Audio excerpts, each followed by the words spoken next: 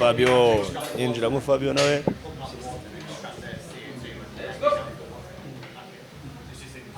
Yes.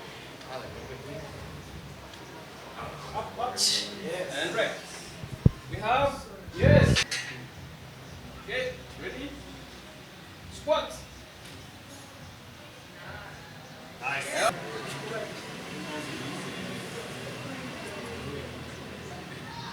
And up. Yes. Uwitwa Shema yinjiramo ku 150. 150. Stili baracyari kuri SWAT. Go.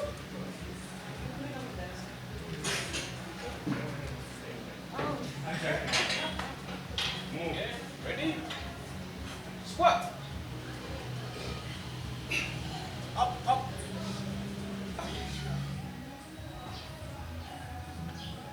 Yeah. Squat.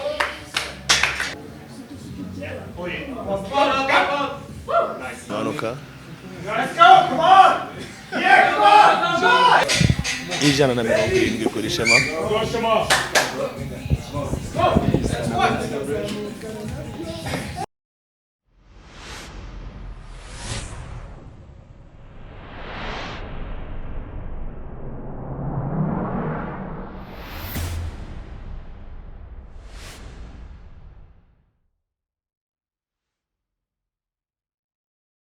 Yes, ngira ngo nkuko murimo kubibona ni kuri GJC Media.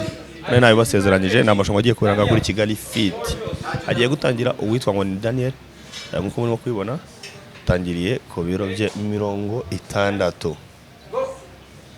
Amanuka.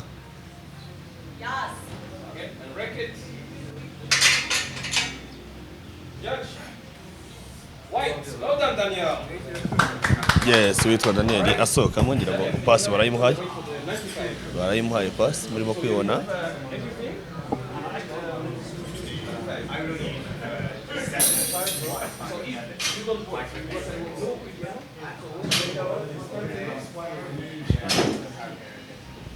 Amarushanwa arimo kuba ku buryo buri professional ngira ngo murimo kugera mubibona hitabire benshi cyane batandukanye abanyamerika harimo n'abandi bazungu batandukanye.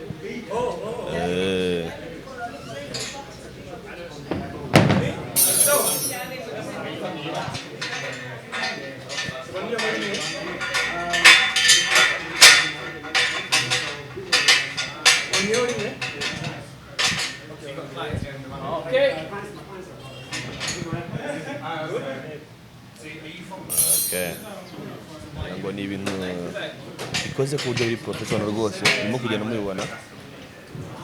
Amarushanwa aryoshye cyane abasezeranyije anga kuri GJC Media ko muzajya mugenda mubikurikirana.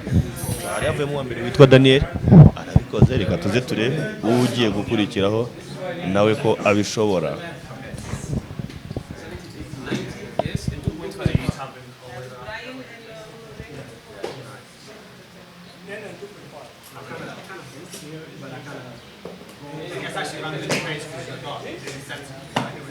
Okay. All right, guys, we're gonna go to our second competitor. We have Daniel. Daniel, we're gonna squat like this. Okay? Do not touch it. Yeah. Don't touch it. Just squat.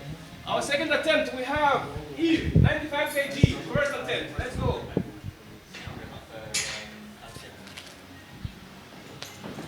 And squat.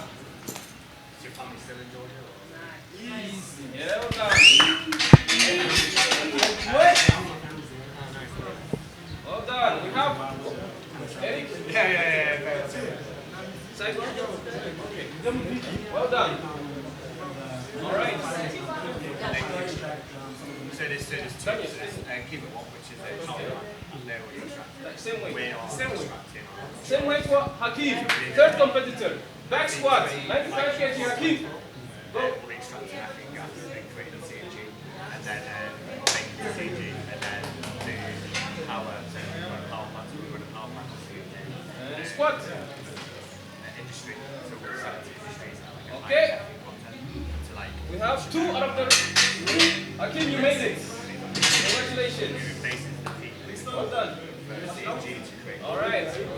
Let's go. Next weight. Fabio, Daniel. Move the weight. Now you're gonna put 15 and 102.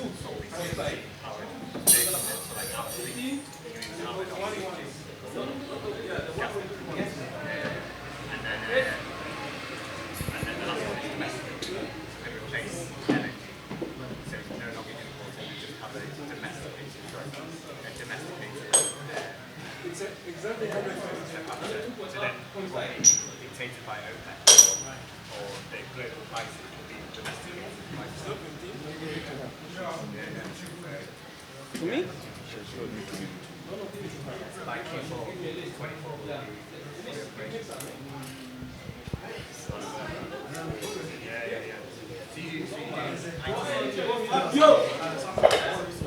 ngira ngo nk'uko murimo kubireba rero hatahiwe umuzungu. Nababwiye yuko ari amarushanwa ari international, niyo mpamvu mubona the next one agiye kuba ari umuzungu. Our next competitor, Fabio, at 102.5 kg. President. Yes, Fabio. Yinjiramo Fabio nawe.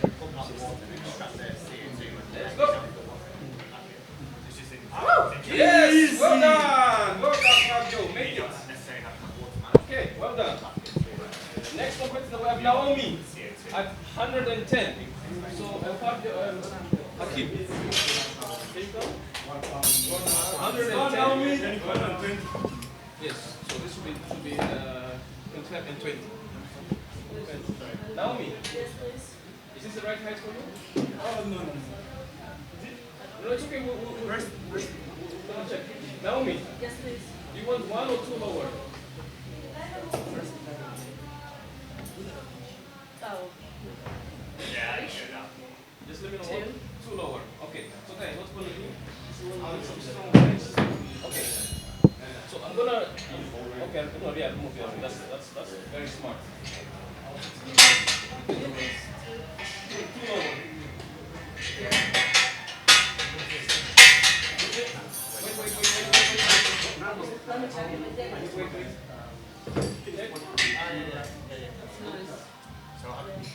Alright, we have the right height. Naomi, our first female lifter for today. Nk'uko murimo kubibona ni amarushanwa yitabiriwe n'abantu benshi cyane batandukanye, harimo n'igitsina gore. Ibintu umuntu adashobora kuza kwibaza ngo biba bishoboka bite. Kurikira witwa Naomi.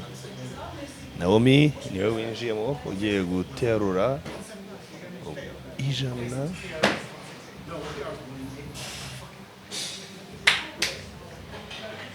Okay, are we ready for Naomi, guys? Our first female lifter. Naomi. Oh, by the way, guys, sorry. I want to make a quick announcement before. I think it's my fault because no one is doing it. So, when you unrack the bar, you can only start after you get the go-ahead from the judge. In this case, me. Okay, so you can unrack and then you start. And make sure before you start, I'm looking for if the legs are straight. So if you're like this, you cannot start. The legs need to be straight. Okay, and after say go, you squat and come up, and that's it, yes? All right, Naomi, the floor is yours. Can you unrack the bar? 110. Ready? And squat. Up. And rack. We have, yes, 3 white legs. Sorry. Okay. Well done, Naomi. Naomi nawe avuyemo ku 110. Ibintu mwese muri wese utapfa kwibaza. 110. Etienne? Yes. Is the height okay?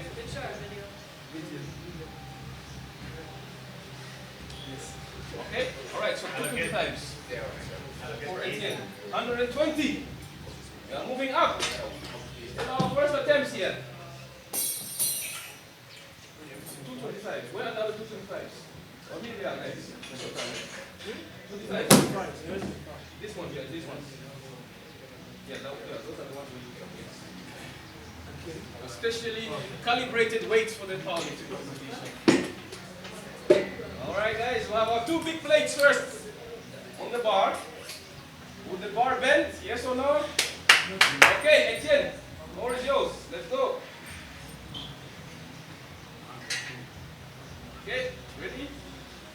Squat. Nice. Alright, well done Etienne. We have 3 white lights. Yes. Yeah. Well done. witwa Etienne nawe avamo. Is Tuki. Okay, Daniel. 130. How is the height for you? He's got 1 or 2? 2. Okay. So yeah, 166. So can you guys lift this up? Do you have to wear? Yeah, you have to wear shoes.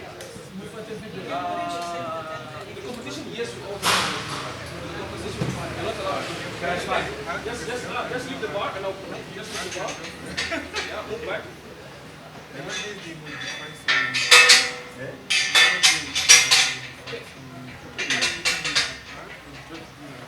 that side, to that side.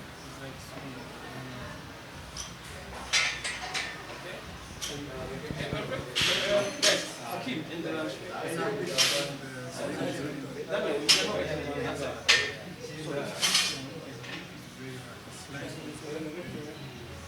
Yes.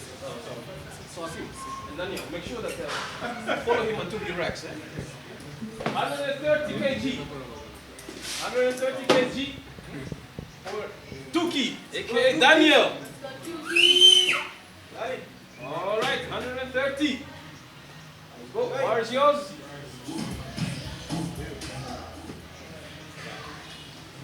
Okay. Let's go. Easy. And squat.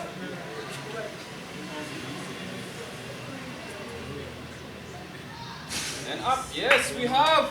Yes. 3 white lights. Well done, Tuki. Well done. All right. Okay, next one is 150. So remove this one. Remove the knife. The next one we have Shema at 150.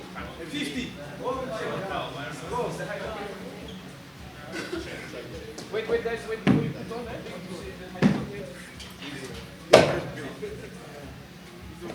Are you okay? All right, guys. We're going to 150 kilograms, not pounds. Big boys. Ngo uwitwa Shema yinjiramo ku 150. 150. Still baracyari kuri SWAT. Go.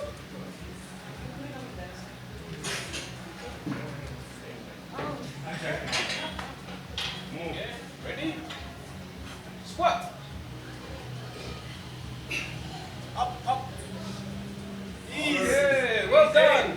2 white lights. Help. Yes, 3 white lights. Yes. 150. All right, we are moving up now. 175. So we're gonna do 3 25. 3 25 and 25. Yeah, so 325 on each side. And then 325.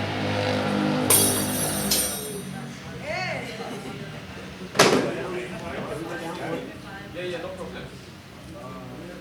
Let me get that. So can you get 25? Okay, so guys, can you bring the bar lower for me? Okay, so you lift it up, put it down. So how many do you want to put down? Are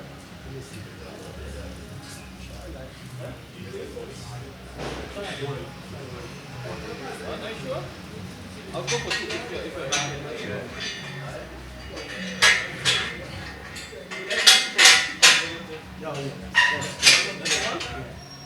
Let's see here. Okay, it's no more 25.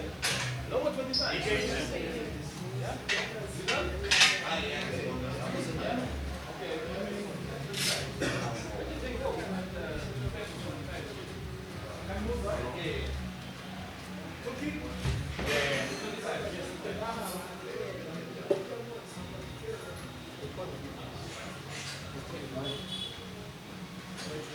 I put it on the bar? Yeah. Put the bar.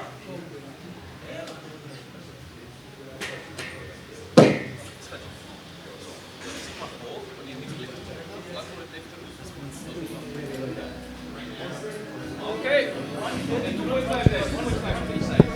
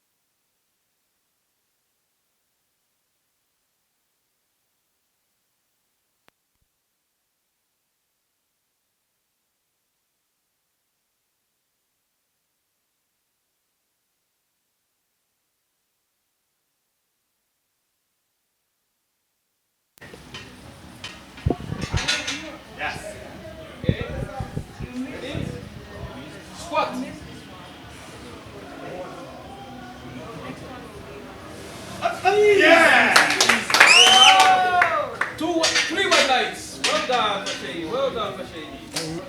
Okay. Wow. Well done. Okay. So we have now 184 for Asha. Can you come first? Let's check the height. Is the height okay? Good job. Good? Okay, so 184. This is 107. So we're going to put a 10. A 5, sorry. A 5 on each side.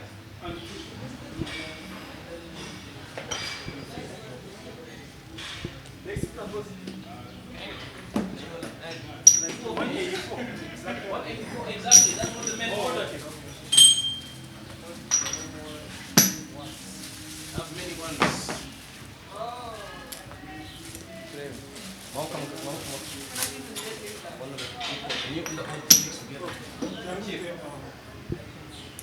All right.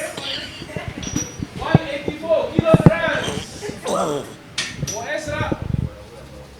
Also competing in his first powerlifting meet. Also he says.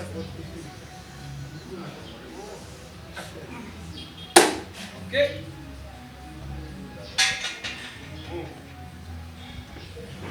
Squat. Yeah. Squat. Ndimo kubera ahangaha byo rwose birenze ukwemera kuri njyewe ndimo kubona ahangaha ntabwo bibaho.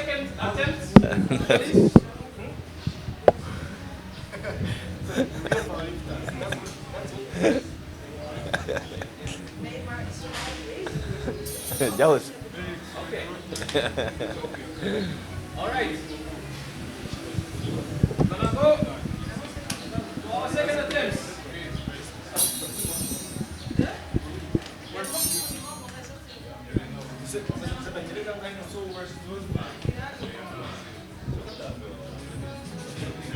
Okay. Let's go. We're gonna go to our second attempt, guys. So we're gonna have the first guys. Put in the weights.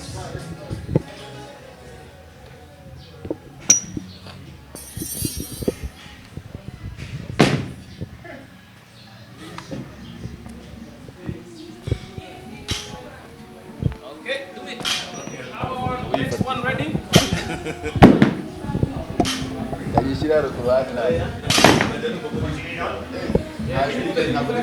ntacyo bitwaye.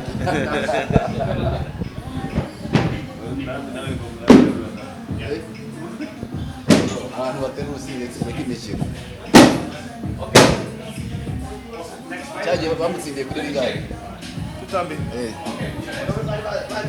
bari bageze ku ijana na mirongo irindwi oya ijana na mirongo irindwi ntabwo babigira. Yes. 125 plate.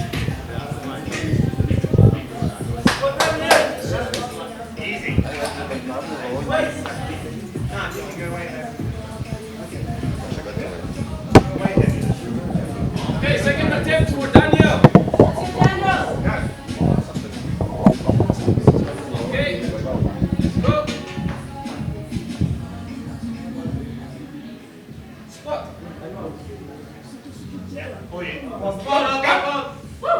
Yes, we have 3 white lights. Well done, Daniel. Easy. Okay. We have Brian 95. So we have a 10. Brian. Okay, go. Is the height okay for you? none se ubaraza kuza kubara amajwi gute amanota bayabara kugira ngo amajwi ukuntu bayabara uba bari mu matsinda biba bigendeye ku biro bafite kuvuga ngo abo ubona bari guterura ibiro bikeya niko n'ibiro byabo biba bingana abari mu ma heavyweight baba bafite nyine baba bafite ibiro biri hejuru n'ubundi nuko bagenda banoma kuri buri party uburyo bagiye barushanwamo nimba bari muri lightweight batoramo uwa mbere muri heavyweight uwa mbere gutyo none se ko mbona bose muri bo kujya kuzamura ukavuga uti arabikoze n'undi abikoze amanota muri kuyatanga mu buhe buryo amanota bari kuyatangira nyine muri ya magroupe ya matsinda yes ya matsinda bagiye batoranyamo ibiro uburyo bagenda barutanwa mu biro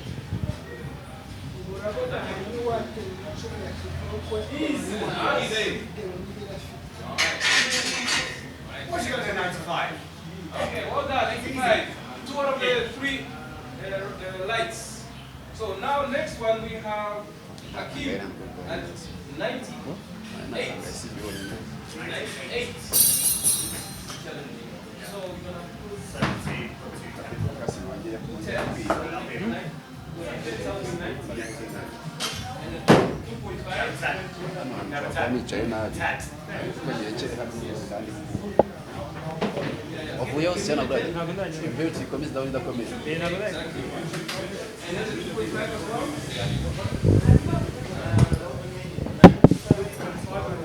1 red. 97. Okay. 1 red. 1 red. Easy. Okay, 98 for so Hakim, sorry. So guys, you have to wear shoes. Sorry, you have to wear shoes. For every competition, you're not allowed to wear bare shoes. Okay. Yeah. Luckily, we're all beginners here. Otherwise, you'd be disqualified. Easy. All right, Hakim. Second attempt. 98.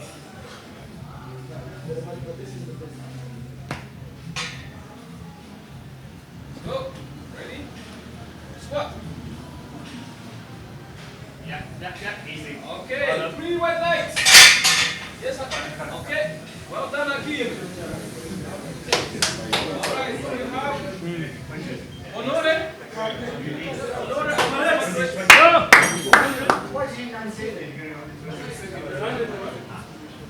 It says 100, yes, but I want to check for your height.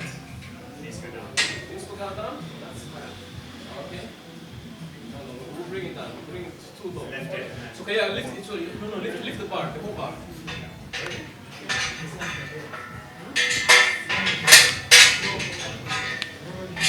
Okay, guys, so we're gonna go for 100, so that's 15 kg on each side. So remove the small ones and remove the 15.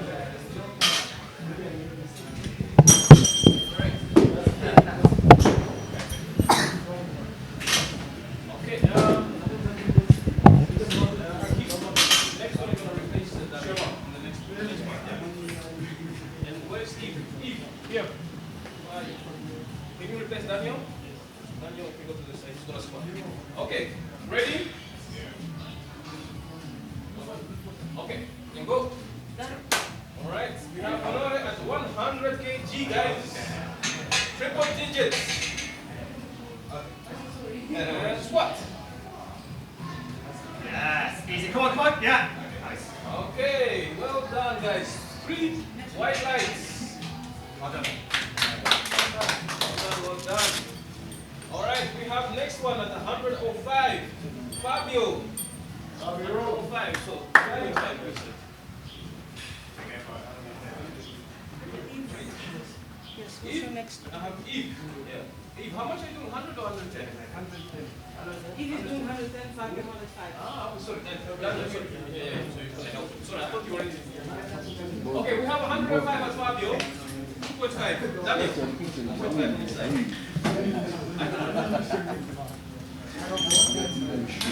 Yes.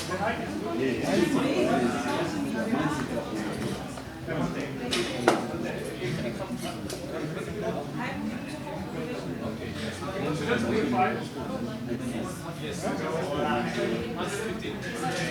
Okay. Let's go, Fabio. Second attempt. 105. Go. And squat. Yes, Fabio. Okay. Good one, Fabio. 105. Okay. Now we have 110 for Eve. Let's go.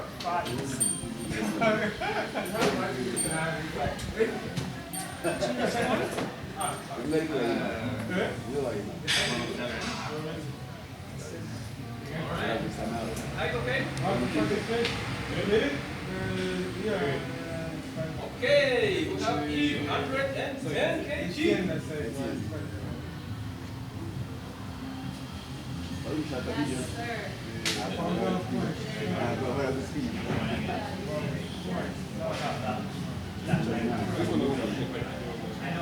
Okay,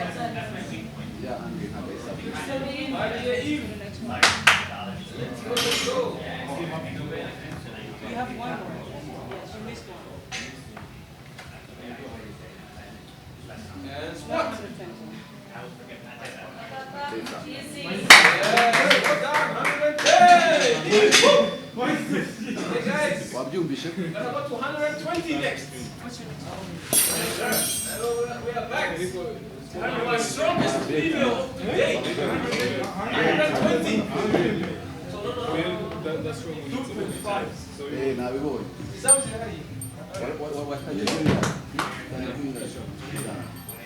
No, no,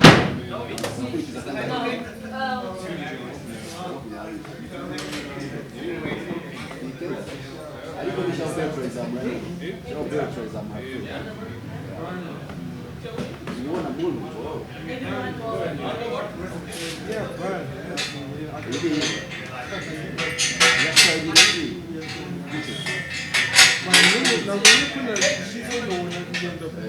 let's go. 220. urasaba kuba kiyakoze All right. 120, 2 plates. ubwo ni mubi cyane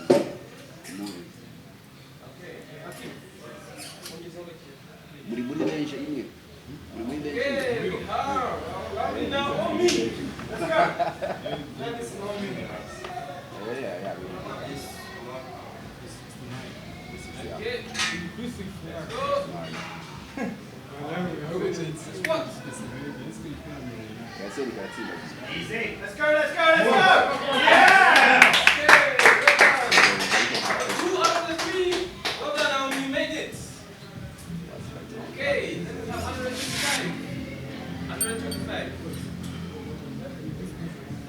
Did this? Yes. 2.5 extra.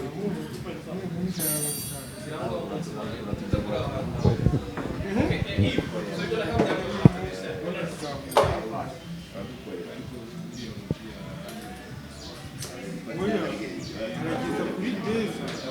Okay. Now, Etienne. Is the height okay? Yes.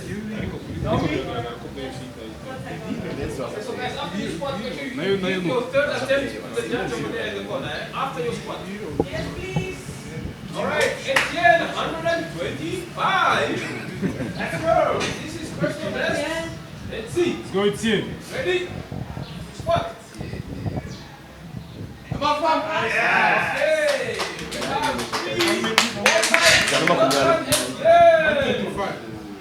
Okay.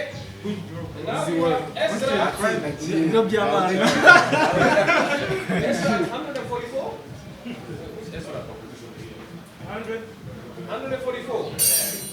Who's extra? Extra.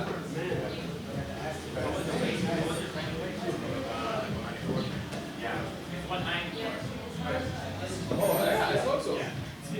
Okay. Okay, sorry. So we're gonna go 145. 145. This is 120 plus 10, 10. So 10. 10 and 2. We have 2 key, aka Daniel. Go 145 kilograms. Yes. Please come here.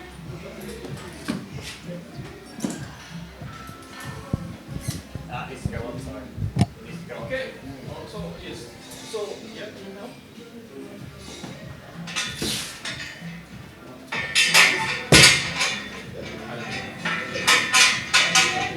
Free on your face.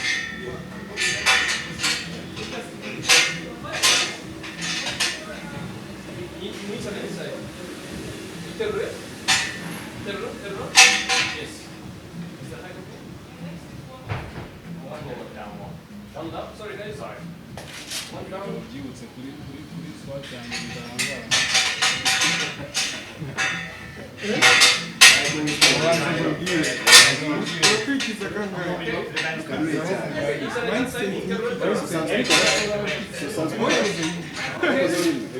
Well done. We have 2 key. 145. Are you ready?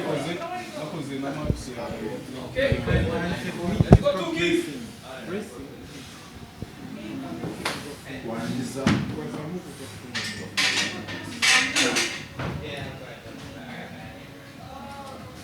And squat. Back.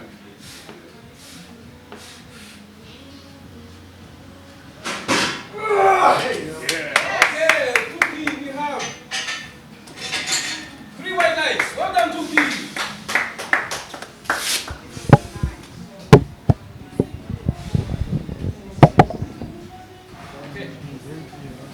Next we have Shema at 160.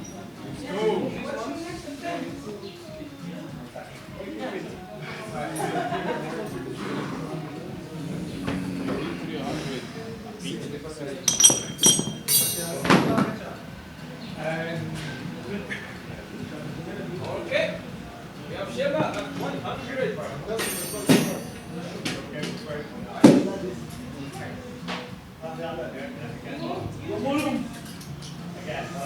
Okay, next, let's go, Shema. That is 160. Okay. And squat. Go, Mulu. Come on. Let's go. That is, okay, well done. We have how many lights there? 3 white lights. Well done, Shema. Okay. Actually, we have 185. Oh my God. Again, 25. Plus a 10. Add 25. Now,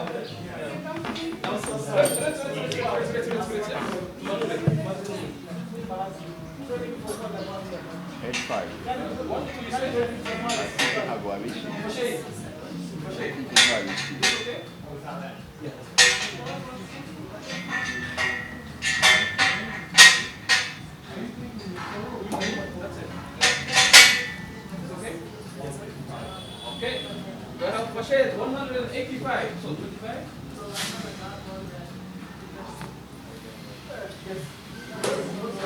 And the 10.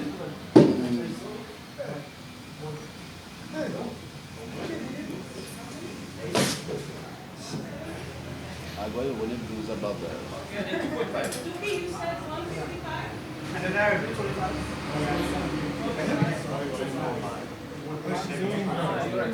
185. 185.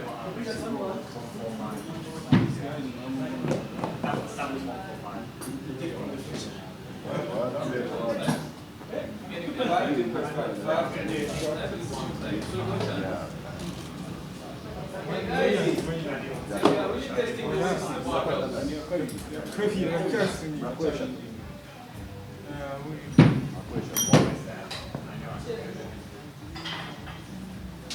Okay.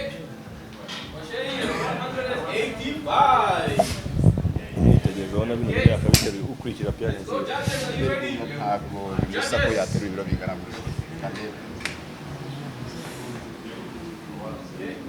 Second attempt.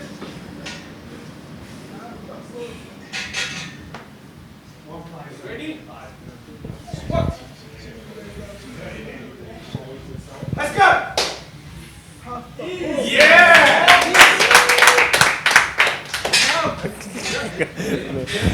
Eric yacanganye ikibuga. 3 white lights.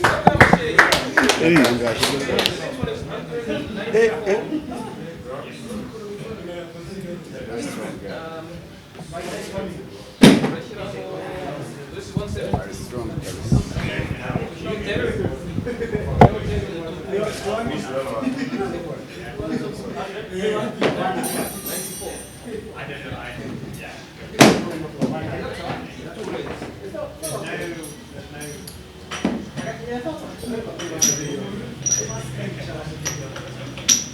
Okay. Our last lifter for the second attempt. Wait, Ezra, is the height okay? Face seat first. All right. Okay. Are we ready? Ezra, 194. Yeah. 94. Let's go. Ibiro 194. Okay. Are you ready?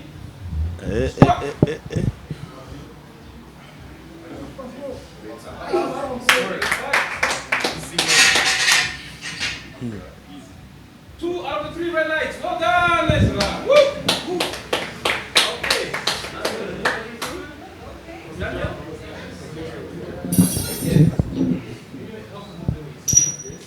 Daniel? Yeah. Don't you, Daniel. Other Daniel. Can you help remove the weights? Okay, we got another third attempt, guys. bagenda baterura bigendanye n'ibiro byabo buri wese So for the final round, guys, bimeze nk'ibicanganyishijemo I'll have the list here. ni ukuvuga ngo After you've done with your final round here, please start warming up on the bench press. Because we're gonna start immediately. Okay? You have a squat press on that side, and you can add another squat press on that side for the bench press. Also come and give in your first Yes. attempt to the bench. After you've done, you go to your release here, for your next weight for your bench press, and then you warm up. Okay? All right. Third and final attempt. 4. Daniel. Tuki.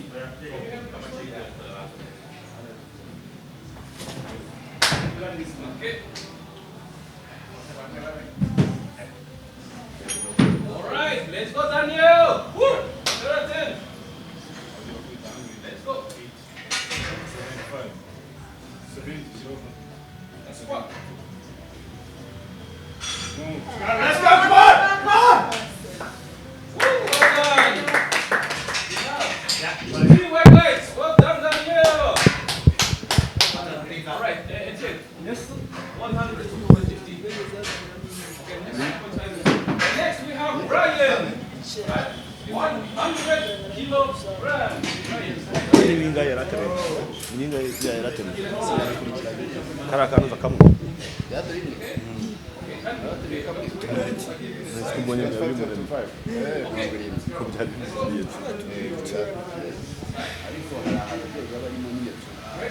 ariko nanjye ya mirongo irindwi nabiteruye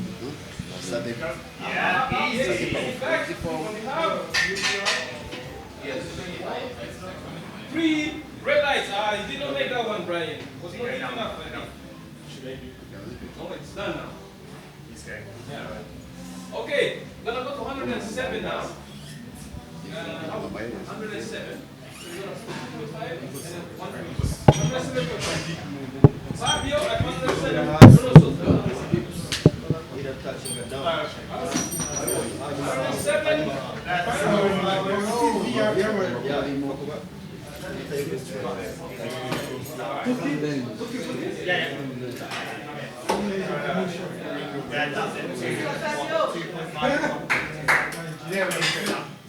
Yes, yes. Okay, can you lift it up?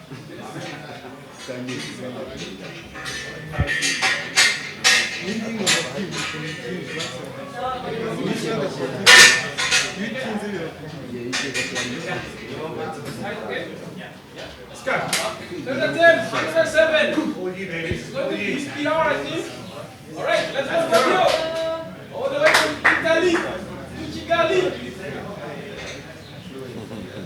Okay, ready? And squat. ni umutaliyani Yes. Woo! Well done, we have. Well done. Two white lights. Well done, Fabio. Okay, next one. 115. Daniel. Yes. How much is your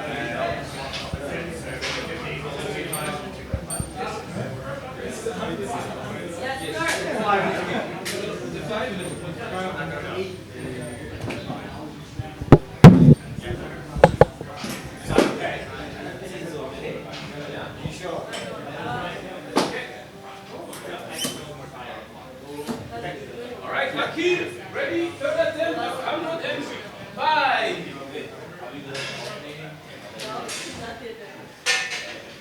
Okay. You ready? Let's go, Akil. Okay. Let's go, Akil. Ready? And squat. Yes. Come on. Up, bring it back. Okay. Nice attempt. Okay, well done, Akil.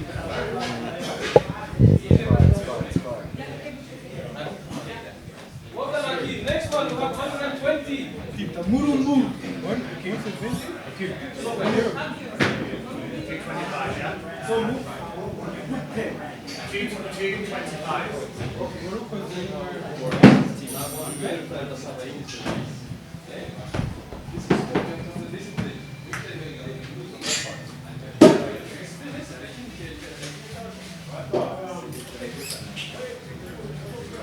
That's time.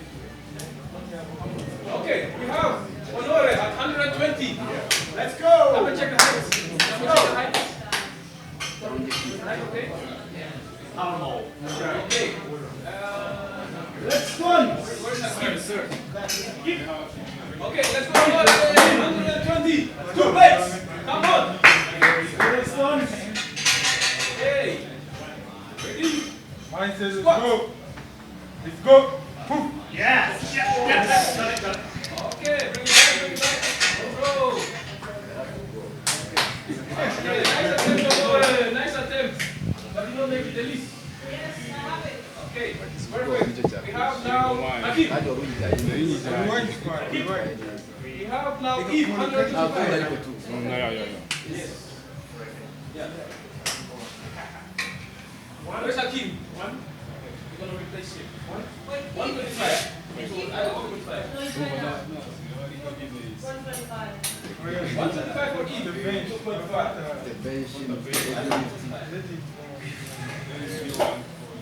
So guys, remember to go start practicing on the bench press if you're done with all your sets and give all your attempt to the list. Okay, Eve, 125. He's wrapping up. He's wrapping up. He's killing his lungs. Is his stomach? Okay, Eve also participating. Final attempt, 125. Are we ready? Let's go. ijana na makumyabiri na bitanu. Let's go. Let's go, let's go!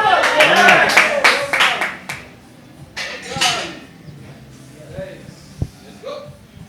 Okay, we are staying at 125. 125 for Naomi. Naomi, how's the height? Ntabwo yabibasha. Na bya bindi bajyanye impande hande. 125 for our strongest female lifter for the day. All right, all the way from Canada. Yeah, to Chigali. Here to break records and take prisoners. Naomi. Uvuye muri Canada. From Canada. Alright. Okay. Let's go. Yes, tugira ngo hinjiramo Naomi uturuka muri Canada ku biro ijana na makumyabiri na bitanu. Ijana na makumyabiri na bitanu. 125 kilograms. Ijana na makumyabiri na bitanu kuri Naomi. Avamo. Squat. Amanuka. Let's go, come on! Yeah, come on! Come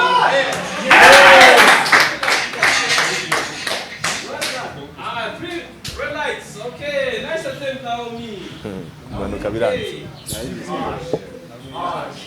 Okay. Naomi kuri Canada kumanuka biranze ariko yaragerageje kubizamura ariko ijana na makumyabiri na bitanu.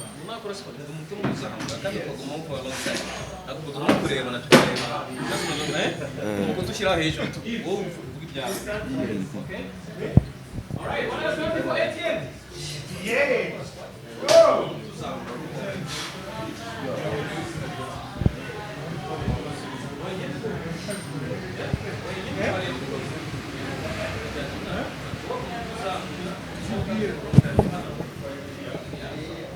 Okay. Alright, guys, are we ready? Etienne Zairata. All the way from Chibirongo. Okay. Okay. Go. Final attempt. 130. And squat. Yeah! Right. We have 3 white lights. Well done, Zairata. Hey. Okay. Tuki. Let's check the height first. Check the height first. It's okay. 130.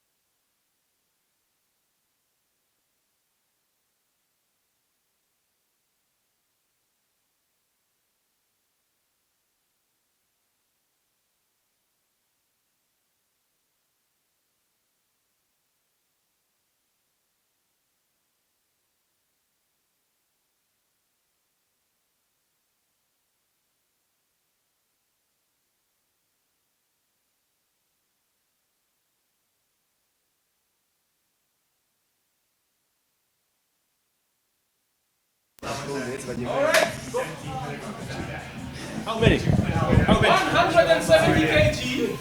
Oshema. Yes, Shema yinjiramo ku ijana na mirongo irindwi. Ijana na mirongo irindwi kuri Shema.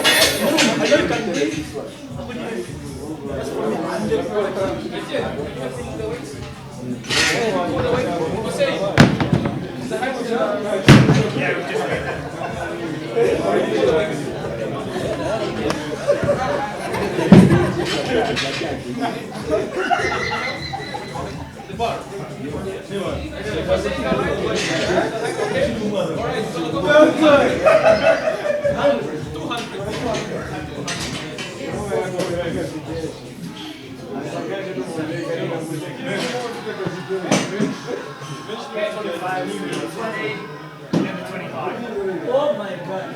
I think that's 170.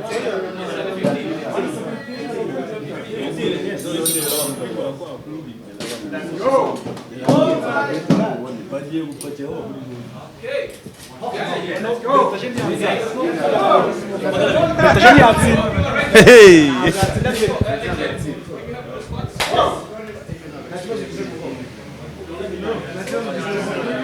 Just shout straight away, you know it. Just shout. 200. Okay, are you ready, guys? 200. 200 kilograms from the United States of America. Yes. Umunyamerika yinjiramo kuri magana abiri bye.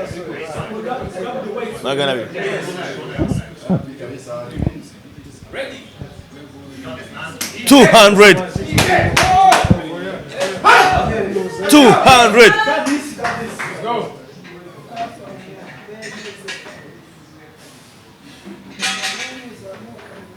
Okay, ready? And squat. Let's go! Yep. Let's go!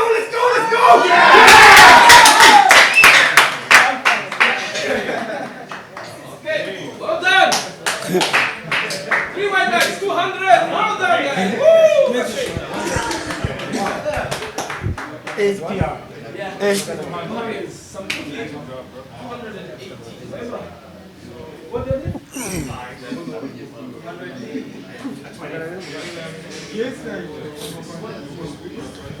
Pound zoom.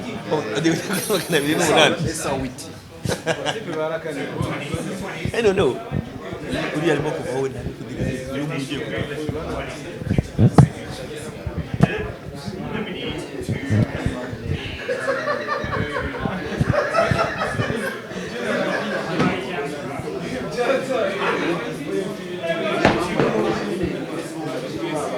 That's fine.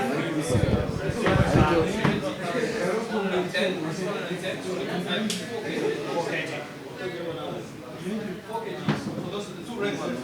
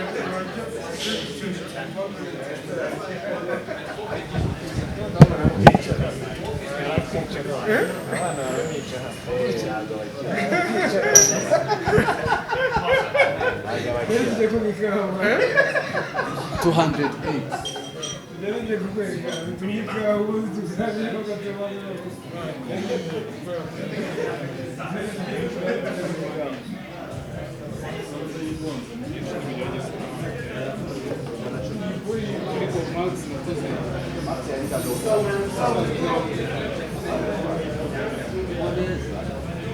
noneho neza ntawe ubakira muri iyi minsi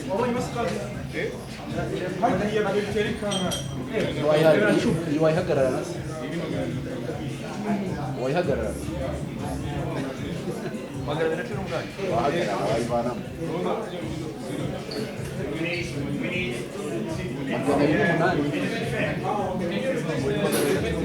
magana abiri na cumi nta cyari magana y'umunani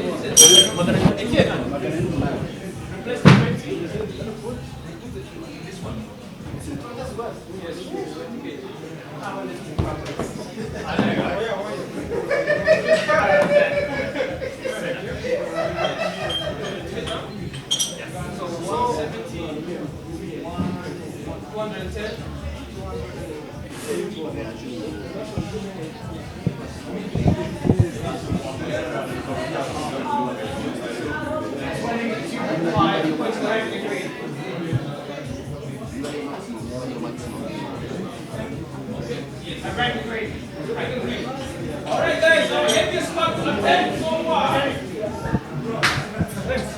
Our heaviest attempt for the squat so far. magana abiri na cumi n'umunani magana abiri na cumi n'umunani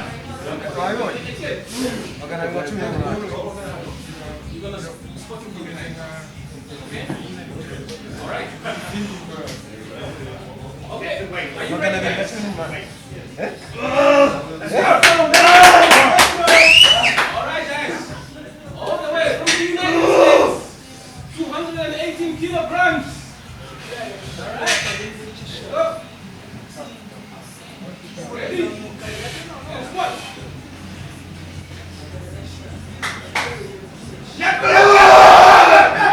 Bring it back. Yes. You have 2 right, 3.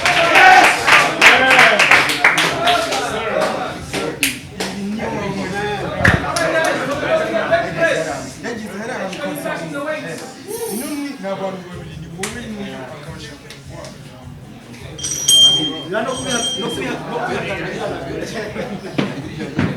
oya niba cyane